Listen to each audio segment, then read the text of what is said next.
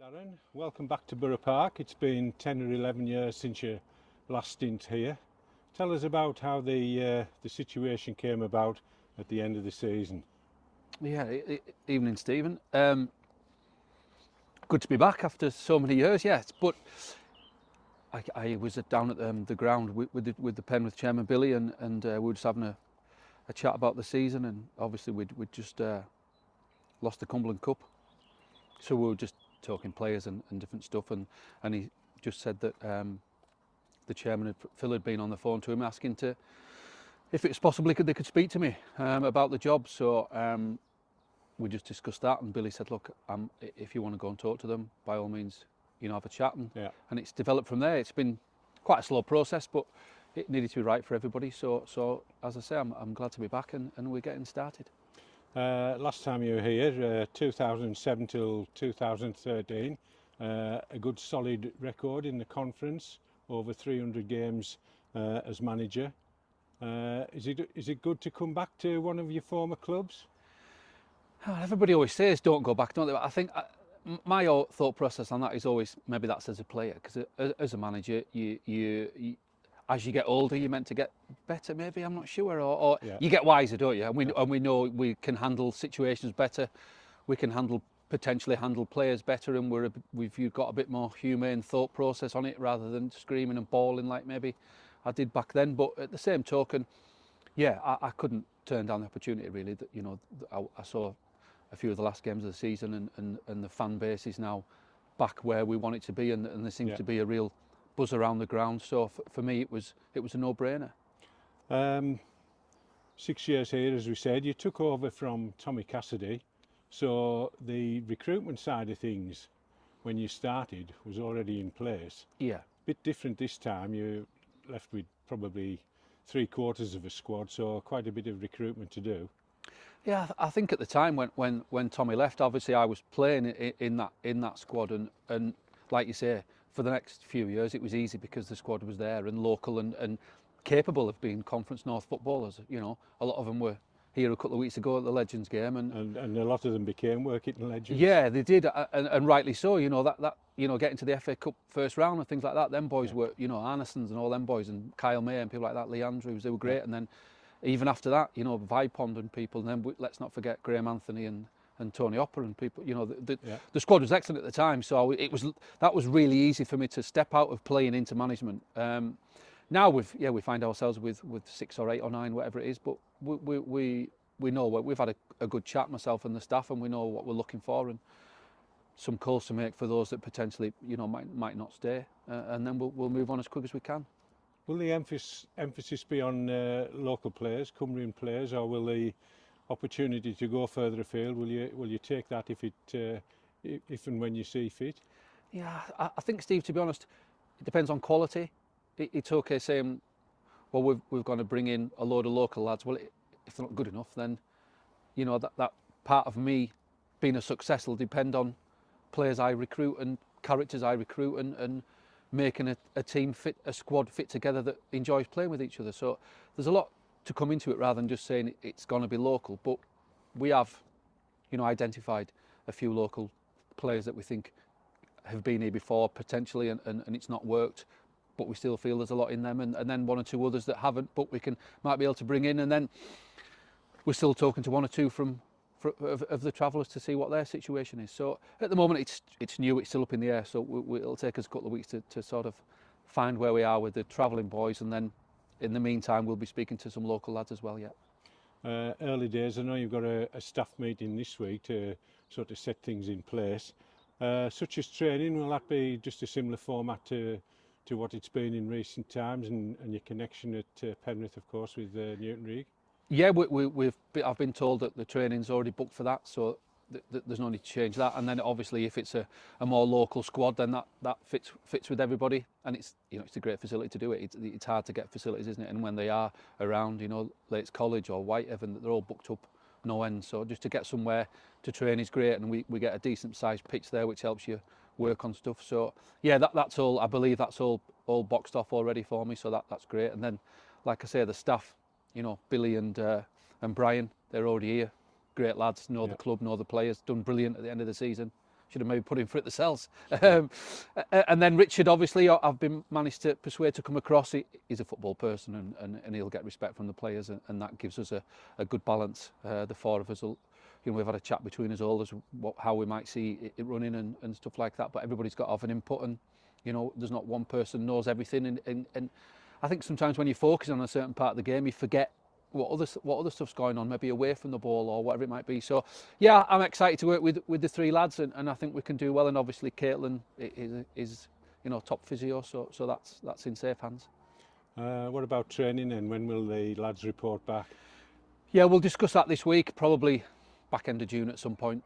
I know we've got some fixes in for early July, so we'll need to get some movement into them before then. But most and of what can they expect when they come back? No, we will expect work. That's just that. There's going to be non-negotiables given to them, and one of them will be you need to work harder than the person you're playing against. There can be no excuses for that. And the end of the season, I saw them chomping at each other to make forward runs or to make tackles and stuff, and that's not going to change. You can't carry passengers in this league, and from the club's press and stuff like that, it was always a mediocre season, but only finished 10 points off the playoffs. So something wasn't altogether wrong in there with that squad, and the club is very close. So if we can get a buoyant crowd in here and give them something to cheer for, then this can be a good place to come and play football.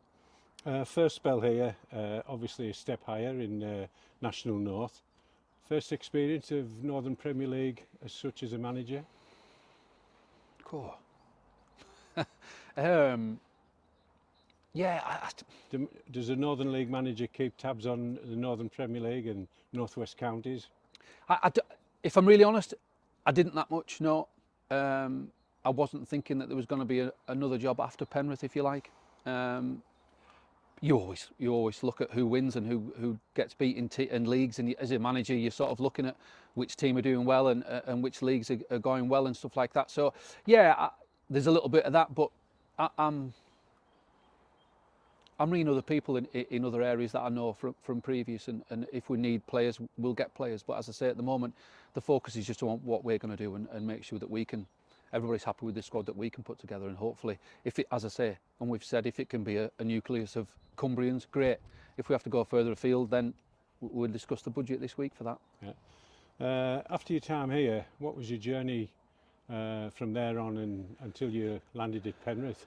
Yeah, so the first move was the Barrow one, which went down like a lead balloon in this part of the world. But I just felt at the time.